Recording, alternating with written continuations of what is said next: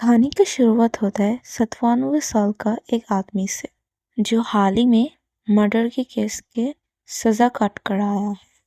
पर अचानक उसकी किस्मत पलट गई। उसने लॉटरी में जीते थे पूरे के पूरे 293 मिलियन। जिंदगी में पहली बार उसने खुशी महसूस की थी, लेकिन किस्मत को कुछ और ही चाहिए था।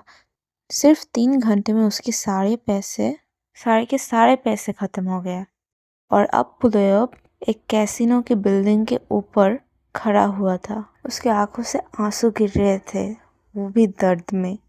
तभी पीछे से एक आदमी आता है काले सूट में और शांति से और बोलता है, लगता है तुम सोच रहे हो कि काश उसी वक्त रुक जाते। वो उसे उसके नाम से पुकारता है और उसकी दुख भरे अतीत का याद भी दिलाता है। तुम तो एक ऐसे ही आदमी हो जिसे अपनी ही बेटी ने रेस्ट्रिक्ट कर रखा है और लोन शार्क वाले उसे खोज रहे हैं। और सूट वाला आदमी उसे ये बोलता है कि वो उसे इतना ज़्यादा पैसा देगा कि उसकी ज़िंदगी बदल जाएगी। और वो उसे एक बैग देता है और बैग के अंदर बहुत सारा पैसा था। इतना ज़्यादा पैसा था जो यकीन करने का लायक नहीं था।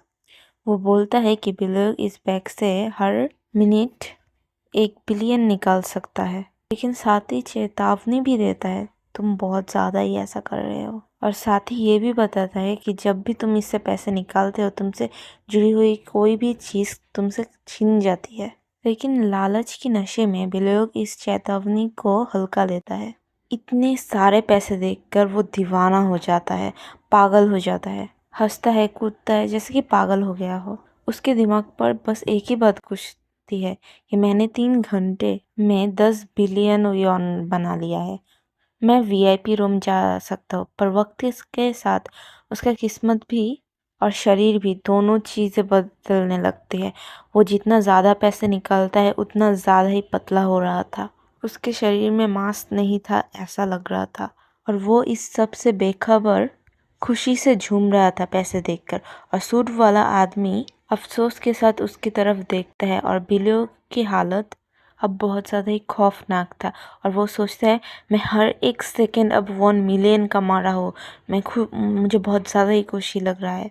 जल्दी वो खांसने लगता है और पैसों के ढेरों के बीच पर गिर जाता है क्योंकि उसका शरीर बहुत ही ज़्यादा पतला हो चुका था, एक लकड़ी की तरह।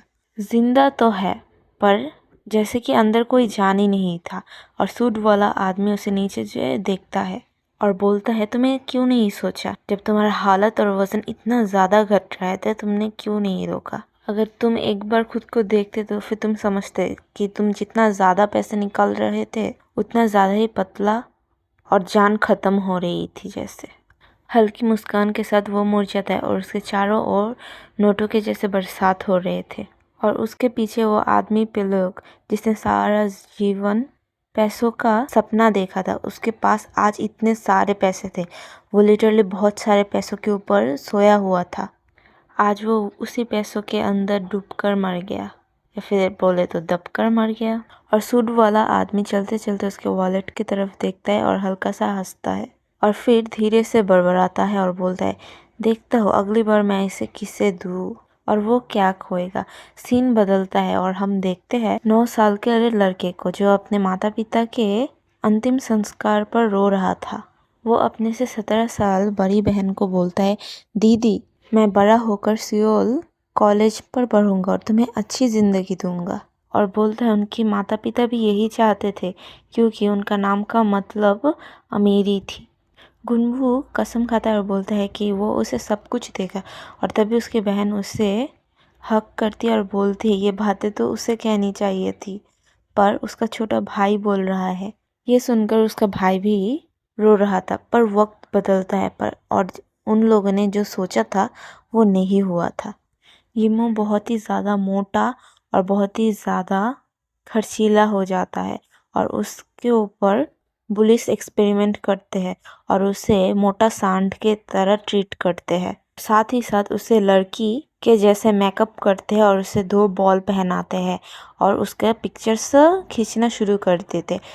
गुम्बू जोकर से भी ज़्यादा अजीब लग रहा था और वो पुलिस उसके पिक्चर्स ले रहे थे और वो लोग हंस रहे थे और गुम्बू मन ही मन बहुत ज़्यादा गुस्से में था और मन ही मन गालियां देता है। ये घटिया लोग दूसरों को सताकर इतना ज़्यादा खुश होते हैं। मैं इन्हें कभी भी माफ़ नहीं करूँगा। कि तभी एक लड़की वहाँ से आती है और जो गुम्बो का क्रश थी। वो वहाँ आती है और जून पर गुस्सा होती है कि उसने उसका पाउच लिया था और साथ ही कहती है कि उसे उसका पाउच तुरंत लौटाए। पर जून उसके साथ भी खेलने लगता है और उसका पाउच ऊपर ले लेता है और वो उसे लेने की कोशिश कर रही थी और बोलता है ले लो अगर ले सकते हो। कुंबू बहुत ज़्यादा शर्मा जाता है और उसका दिल घबराने लगता है और उसके मन में आता है कि वो शायद फिर से मेरी मदद करने के लिए आई है। वो उसकी बहादुरी और सुंदरता पर फिदा हो जाता है। पर जून जब उसके सर के ऊपर हाथ रखता है और लड़की को छेड़ने जैसा माहौल बना देता है तब कुंबू बहुत ही ज़्यादा गुस्सा हो जाता है और उसके मन पर बार बार यही आ रहा था उस कमीनी की कैसे हिम्मत हुई मेरी क्रश शिनई को छूने के भी। पर उसने खुद को रोक लिया और सोचा कि अभी के लिए चुप रहना बेहतर है मेरे लिए और मन ही मन कसम खाई कि एक दिन वो खुद को ज़रूर साबित करेगा। उसने दोनों पुलिस को मन ही मन घटिया और कचरा बोला और वो मन ही मन सोच भी रहा था कि जब वो दोनों किसी घटिया काम के लिए स्कूल छोड़ देंगे तब वो और उसकी क्रश यूनिवर्सिटी पर एक साथ चेरी ब्लॉसम के वहाँ से जाएंगे खुश होकर। और उसने सपने में ये भी देखा कि शिनई उसे उसकी परिवार से उससे मिला रही थी और उसके साथ ही शादी करेगी। पर 8 साल बीत जाते हैं और तब कुमू प्रोडक्शन वर्कर की तरह काम करता था। ब्रेक के समय वो कॉफ़ी पीते हुए सिगरेट फूंकता और अपने फ़ोन पर शिनई का इंस्टाग्राम देखता। उसने देखा कि शिनई जून के साथ बाली घूमने गई है और वो भी प्राइवेट विला में जहाँ पर हर चीज़ रोमांटिक थी। वो ये देखकर गुस्से से भर गया और वो दर्द से भर गया और सोचा वो कैसे किसी आदमी के साथ बाहर घूमने जा सकती है। उसे पहले ही शक हुआ था कि उसका शायद कोई बॉयफ्रेंड है पर वो मानना नहीं चाहता था। और आज सच्चाई उसके सामने था। वो जून की गर्लफ्रेंड निकली और सोच रहा था उसने उसे कितना ज़्यादा प्यार किया था कि तभी उसके फ़ोन पर एक मैसेज आता है उसकी बहन यूनू का और पूछा क्या आज रात तुम चिकन खाओगे। फिर उसने पूछा क्यों, आज क्या कोई खास दिन है। और यूनवा ने खुशी से बोला कि उसे सुपरवाइजर का पद मिला है और ये सुनकर उसने उसको बधाई दी। पर ये उसके जीवन पर ज़्यादा देर ये खुशी नहीं टिकी कि तभी उसे पीछे से उसका ऑफिस बॉस आता है और मारता है। ब्रेक का टाइम कब का ख़त्म हो गया है और तू अब भी फ़ोन देख रहा है, चल मेरे पीछे आ। फिर वो उसके पीछे चली पर उसका दिमाग कहीं और था और वो खुद को समझा रहा था कि कोई भी बात नहीं, शायद मैं डेटिंग में अच्छा नहीं हूँ पर ज़िंदगी मेरी भी एक दिन बहुत ज़्यादा सुंदर होगी। दीदी का भी प्रमोशन हुआ है, मेरा भी प्रमोशन होगा, बस मुझे मेहनत करना पड़ेगा। पर एक दिन उसकी ज़िंदगी कुंबू अपनी सिस्टर को लेकर ऑफिस भागा। डॉक्टर ने बोला तुम्हारी बहन को ब्लड कैंसर है। डॉक्टर ने बोला कि बाकी टेस्ट के बाद पता चलेगा। कुंबू इस पर यकीन नहीं कर पा रहा था। उसे तो उसकी सिस्टर का चेकअप कराने के लिए सिर्फ लाया था। उसने सोचा कि दुनिया सिर्फ नाइंसाफ़ी नहीं करती बल्कि बहुत ही ज़्यादा बेरहम भी है। उसकी बहन जो अभी भी बहुत ज़्यादा खुश थी अब वो पलंग पर पड़ी हुई थी ब्लड कैंसर के कारण। हॉस्पिटल रूम के बाहर गुम्बू खड़ा रहा और सोचा कि चाहे कोई कितना ज़्यादा कोशिश कर ले, जिनके पास किस्मत नहीं है वो कभी भी सफल नहीं हो सकते। जिस सुंदर फ्यूचर का हम कल्पना करते हैं वो तो सिर्फ उन्हीं लकी लोगों के लिए है जो वो डिजर्व भी करते हैं। उसके मन पर करवाहट भर गई थी। शायद उसे पहले ही कोशिश छोड़ देनी चाहिए थी। कम से कम जी भर के जीता और जो भी चाहता वही करता। फिर वो अपने बहन के कमरे के अंदर गया और यूंगा ने स्माइल करके बोला माफ करना, इलाज बहुत ज्यादा ही महंगा है। फिर गुम्बू के आंखें भर आई। उसने रोते हुए बोला पागल हो गया दीदी, सॉरी क्यों बोल रही हो। अंदर से वो खुद को दोष दे रहा था और बोल रहा था शायद मुझे पहले से पता होता कि आप इतने ज्यादा गंभीर बीमार है, मैं उसकी हर ख्वाहिश पूरी करता। फिर शाम को जब वो सबवे से घर लौट रहा था तब एक पुलिस वाला आया और उसे डंडे से धक्का दिया और खुद सीट पर बैठ गया। गुम्बू जैसे तैसे भीड़ में एक कोने पर बैठा, थका हुआ और टूटा हुआ। ध्यान भटाने के लिए उसने फ़ोन निकाला और फिर स्क्रॉल करने लगा। उसके ना ही कोई फॉलोअर्स थे और ना ही कोई फॉलोइंग, पर सर्च हिस्ट्री में उसके पुराने स्कूलमेट्स के आईडी भरे हुए थे। वो अक्सर उनके प्रोफाइल देखता था, पर कभी फॉलो करने की हिम्मत नहीं जुटा पाया, बस दूर से ही देखता था। उसने देखा कि उसके कई पुराने दोस्त जो कॉलेज एंट्रेंस एग्जाम पर फेल हो गए थे, अब अपने पेरेंट्स के पैसों से विदेश पे पढ़ाई कर रहे थे और कुछ अपने गर्लफ्रेंड्स के साथ मज़े कर रहे थे और एग्ज़ाम पास करने की खुशी मना रहे थे और कोई अपने सक्सेस की खुशी मना रहा था। और कुछ लोग सीईओ हो गए थे और कुछ लोग कार चला रहे थे महंगे-महंगे। कोई शादी कर रहा था और कोई तो पेरेंट्स भी बन गए थे और अपने घर पर शिफ्ट हो गए थे। स्क्रीन पर एक के बाद एक तस्वीरें आ रहे थे। स्क्रॉल करते-करते उसकी नज़रें एक लड़की पर अटक गई, जिसे ऑनलाइन सभी प्रिंसेस के नाम पर जानते थे। वो समुद्र के सामने खड़ी हुई थी। गुम्बू की नज़र वहीं पर अटक गई और उसने फोटो को जूम करके देखा। ऐसी जिंदगी के बारे में मेरा तो सिर्फ सपना ही रह गया। वो उस पिक्चर को ऐसे देखता रहा जैसे कि कोई पागलपन पे खो ही गया हो। उसे ऐसे पिक्चर्स देखने के कारण पीछे से एक लड़की घबरा गई।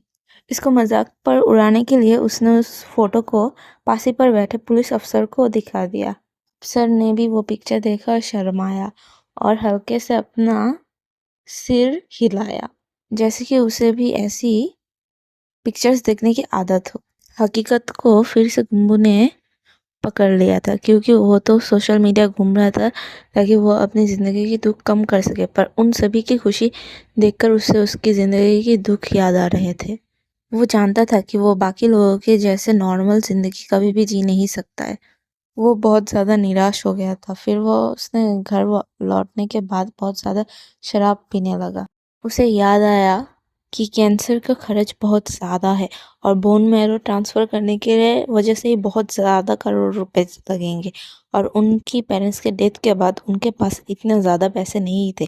यहाँ तक कि दोनों ने जो कमाया है वो मिलाकर भी उसकी सिस्टर का इलाज नहीं हो सकता है और अभी उसके ऊपर सारी दायित्व थे। उसकी बहन तो हॉस्पिटल के बेड पर थी, इसलिए उसे ही घर का किराया, खाने के पैसे और सभी चीज़ें देना पड़ेगा अपनी छोटी सी नौकरी से। उसके आंखों से ये सोचकर आंसू निकलने लगे और फिर सोचा क्या मैं मर जाऊं। फिर उसे याद आया कि उसकी बहन ने उसके नाम पर इंश्योरेंस किया था, जो 2 साल से एक्टिव थी, इसीलिए अगर वो मर जाए तो फिर इंश्योरेंस का पैसा मिल जाएगा। उसने गुस्से से अपने बहन को कोसा कि अपने लिए तूने क्यों नहीं लिया ये बीमा, पर अंदर से वो जानता था कि उसकी बहन उसे कितना ज़्यादा प्यार करती थी। तभी उसने ठान लिया था अगर किसी को मरना है तो फिर वो खुद मरेगा। कि तभी उसके सामने एक कोट पहना आदमी आया और उसने बोला क्या तुम्हें मरने का शौक है। ये देखकर गुम्बू के हाथों से बियर का बोतल गिर गया और उसने शौक होकर उसके तरफ देखा। उस आदमी ने बोला बिना वजह जीना और बिना वजह मर जाना ये बहुत ज्यादा बेवकूफ़ी है। क्या तुम्हारे पास सच में कुछ भी नहीं बचा है करने के लिए। गुम्बू ने घबराते हुए अपना चश्मा पहना और देखा और बोला कि तुम कौन हो। फिर उस आदमी ने बोला गुम्बू मैं सिर्फ उनके सामने आता हूँ जिनको बहुत ज़्यादा पैसे की ज़रूरत होती है, इसलिए मैं तुम्हारे सामने आया और मैं अब तुम्हें इतने पैसे दूंगा कि तुम्हारी पूरी ज़िंदगी बदल जाएगी। गुम्बू ये सुनकर हैरान रह गया और उसके दिमाग पर कई सारे सवालात चल रहे थे। ये आदमी कौन है और मुझे पैसे क्यों देगा, और सबसे बड़ी बात ये अंदर कैसे आया, दरवाज़ा तो मैंने लॉक किया था। वो सोचने लगा कि शायद मैं जल्दबाजी में लॉक करना भूल गया, पर उसे पूरी तरीके से याद था कि उसने दरवाज़ा की कुंडी लगाया था। वो आदमी देखने में बिल्कुल भी शक के लायक नहीं था। उसके बाल, उसके लुक्स इतने ज़्यादा परफेक्ट थे जैसे कोई किसी बड़ी कंपनी का उत्तराधिकारी है या फिर सीईओ है।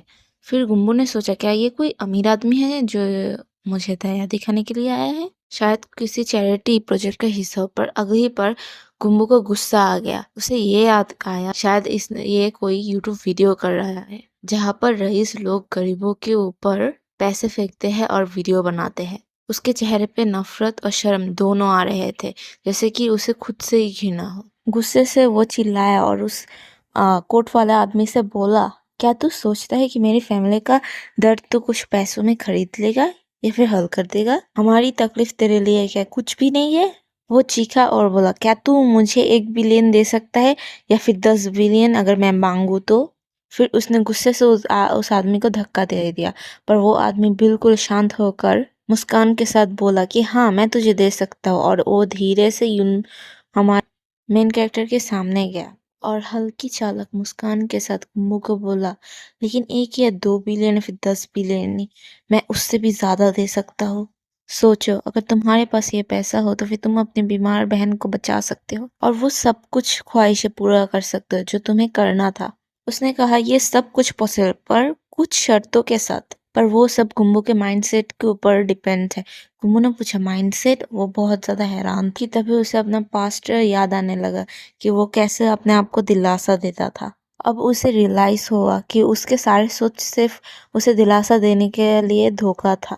फिर उसने उदास होकर बोला, हाँ मेरी माइंडसेट खराब थी, मैं ही सालों से अपने आप को धोखे में रख रहा था। उसने उस आदमी का हाथ अपने कंधे से हटा दिया और कहा, अगर मैंने पहले ये सच्चाई समझ ली होती तो फिर आज मेरा ऐसा हालत नहीं होता, चाहे 1 बिलियन हो या फिर 10। फिर वो रोने लगा कि मेरे साथ ही क्यों ऐसा हुआ, मैंने क्यों किया। कुछ लोग तो पैदा ही अमीरी में हुए थे, उन लोगों को कुछ करना भी नहीं पड़ता, वो सभी ना बोले ही सब कुछ पा लेते हैं। और हमने तो किताबें पढ़ने में ही सारी जिंदगी पार कर ली थी, जबकि पैसे से सब कुछ पॉसिबल है। जहाँ पर अमीर बच्चे 20 साल की उम्र पर कार चलाते हैं, बर्थडे मनाते हैं और अपने फॉरेन की मम्मी डैड के साथ वहां पर शिफ्ट हो जाते हैं, जहाँ पर गरीबों के लिए जिंदा रहना ही बहुत बड़ी बात होती है। फिर वो चिल्ला चिल्ला कर अपनी हार्श रियलिटी पर रोने लगा। वो कोट पहना आदमी वहीं पर खड़ा हुआ था और उसे देख रहा था। फिर उसने स्माइल किया और फिर गुम्बू के सामने बोला, सोचो गुम्बू, अगर मैं तुम्हें इतने सारे पैसे दूं तो फिर इतने सारे पैसे मिलना तुम्हारे लिए किस्मत की बात होगी। तुम्हें बस एक चीज चाहिए, ऐसा मौका जिसे तुम अपने जान लगाए हुए भी जीत सकते हो। और इसी तरह गुम्बू को एक आशा की किरण नजर देने लगी। गुम्बू थोड़ी देर के लिए अचंभित रह गया और सोचा, क्या शायद मेरी जिंदगी बदल सकती है। फिर उसने किंग ऑफ मनी की तरफ देखा और फिर बोला, क्या इसकी कोई लिमिट है या फिर तुम अनलिमिटेड मनी देने वाले हो मुझे? फिर किंग हल्की मुस्कान के साथ बोला, तेरी सोच तो कहीं ज्यादा है। और फिर उसने एक थैला बाहर किया और गुम्बू की तरफ दिया और बोला, इसे वॉलेट बीस्ट बोलते हैं। उसने गुम्बू को समझाया कि इस वॉलेट से बहुत सारे पैसे बाहर हो सकते हैं। गुम्बू ये देखकर उसके आंखें जैसे कि फट गई थी। उन्होंने हैरानी के साथ बोला, 1 मिलियन? फिर किंग ने बोला, हाँ। बोला कि हर सेकंड में तुम 1 मिलियन वॉन बाहर निकाल सकते हो और 10 सेकंड के बाद लिमिट 10 मिलियन होगी और 1 मिनट बाद 7 मिलियन। इतना कहते ही उसने वहां से पैसे निकाले और गुम्बू को दिखाया। गुम्बू बहुत ज्यादा हैरान हो गया था ऐसे पैसों के बारिश बारिश देखकर। और किंग बोल रहा था, सोचो अगर इतना ज्यादा पैसे हो जाए तो क्या करोगे? गुम्बू जवाब नहीं दे पाया। फिर किंग ने बोला, शायद मैथ्स तुम्हारी अच्छी नहीं है, लेकिन इतना काफी है तुम्हें खुश रखने के लिए। पर सबसे अहम बात यह है कि इस वॉलेट से जो भी पैसे निकलेंगे वो टैक्स फ्री है और ना ही पुलिस तुम्हें पकड़ेगी और ना ही बेआईनी बोलेगी। फिर इतना कहकर उसने अपनी उंगली बजाई और ज्यादा पैसे बाहर निकलने लगे। गुम्बू का दिल तेजी के साथ धड़कने लगे। पर गुम्बू ने कहा, तुमने बोला था कि एक कंडीशन हो। किंग मुस्कुराया और कहा, दुनिया में कुछ भी फ्री नहीं मिलता है। कभी भी कहीं पर भी जितना चाहे उतना पैसा निकाल सकते हो, पर हर बार तुम जब भी पैसा निकालोगे तुमसे जुड़ी किसी भी चीज की घट जाएंगे। गुम्मू ने पूछा, कोई चीज मतलब क्या घटेगा? फिर किंग ने शातिर मुस्कुराहट के साथ कहा कि क्यों ना तुम खुद ही ट्राई करो, अगर तुम अरबों निकालोगे तो फिर तुम्हें पता चल जाएगा। फिर उसने 3 रूल्स समझाया। पहला, जैसे कि ऐसी कोई चीज जिसे गुम्बू रिलेट है घटते घटते पूरी तरीके से गायब हो जाए, तब वॉलेट बिस्ट से कोई भी पैसा नहीं बाहर निकलेगा।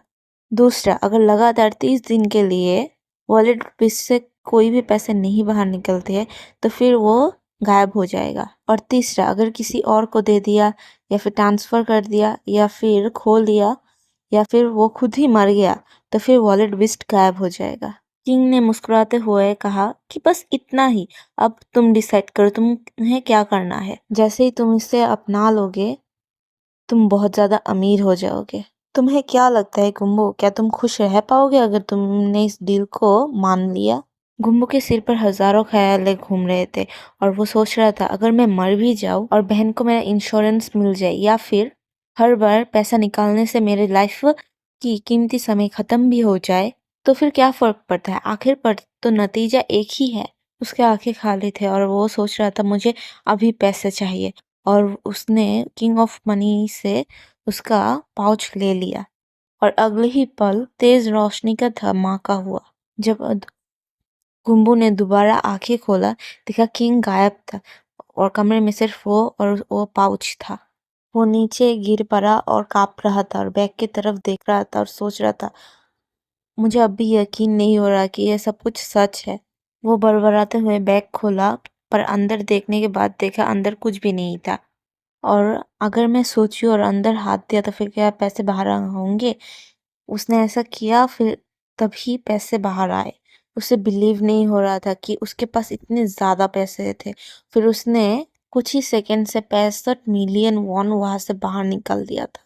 उसे वो सब कुछ सपना लग रहा था और वो सोच रहा था, आखिर मेरी जिंदगी कितनी ज्यादा घट गई होगी इन 65 मिलियन की वजह से। पर वो मन ही मन सब कुछ जानता था कि ये क्यों हो रहा है और क्यों वो कर रहा है। अभी उसे समझ आया कि उस आदमी ने उसकी जिंदगी के बदले ये पैसे दिए थे। उसने इस पाउच को देखा और सोचने लगा कि अब वो अपनी सिस्टर को इस पैसों से बचाएगा और वो अपने सारे सपने सच करेगा। और तभी उसने देखा उस बैग पर छोटे छोटे दो आग जैसे एक निशान आया गया था और वो उसकी तरफ देख रहा था। लिटरली वो छोटा सा पाउच हमारे गिम्बू की तरफ देख रहा था। ये देखकर वो डर गया और उसे अपने से दूर फेंक दिया। फिर दूसरे दिन वो अपने पार्ट टाइम वाला जॉब करने के लिए चला गया और उसने वो छोटा सा मनी पाउच भी ले आया था और पूछा, क्या तुम्हें पानी चाहिए? तुमने कल से कुछ भी नहीं खाया। और वो मुस्कुरा रहा था जैसे कि उसे कोई दोस्त मिल गया हो और वो उससे बातें करने लगा। सॉरी वॉलेट चंद, मैं तुम्हें घर पर अकेले नहीं छोड़ कर आ सकता था, मुझे लगा तुम अकेला फील करोगे। तभी पीछे से उसका बॉस आया और बोला, क्या तुम अकेलेपन से इतना ज्यादा इफेक्ट हो गया हो जो तुम अपने बैग के साथ बात कर रहे हो? चौंक गया और देखा तो बगल में उसका बॉस बैठा हुआ था। बॉस ने गुस्से के साथ बोला, गुम्बू तू तो पूरी तरीके से पागल हो गया है, तू अब एक कॉइन पर्स के साथ बातें कर रहा है। गुम्बू ने बोला कि ये कोई भी कॉइन पर्स नहीं है, क्या आप नहीं देख पा रहे हो वो क्यूट से आंखें? फिर बॉस ने देखा और बोला, आंखें? इस पर तो कोई भी आंखें नहीं है, तू बेवकूफ है। पर उसके बॉस की नजर में वो बस छोटा सा एक बैग था, जबकि गुम्बू उसके आंखें देख पा रहा था। फिर बॉस ने गुम्बू के ऊपर हाथ उठाया और मारता रहा। गुम्बू के पुराने यादें सब याद आने लगे, जब बॉस उसे बिना वजह ही पीटने लगते थे। जब कोई वो ठीक से नहीं कर पाता था तब उसे मारा जाता था। जब वो खाना थोड़ा ज्यादा खा लेता था तब भी उसका बॉस उसके ऊपर हाथ उठाता था। वो सब ह्यूमिलेशन और उसके साथ जो अत्याचार हुआ था वो सब कुछ उसे आज याद आ रहा था और वो गुस्सा हो गया। जैसे ही बॉस ने वो फिर से मारने के लिए बढ़ा तब गुम्बू ने वो डॉच कर लिया था और उसके बॉस ने सोचा, इसने कैसे मेरा वार डॉच कर लिया। और गुम्बू ने गुस्से के साथ उसके बॉस को एक थप्पड़ जड़ दिया। सभी वर्कर्स ये सब देखकर ठहम गए, जैसे कि कुछ बहुत ज्यादा हो चुका था। किसी को भी यकीन नहीं हो रहा था कि गुम्बू ने अपने बॉस के ऊपर हाथ उठाया था।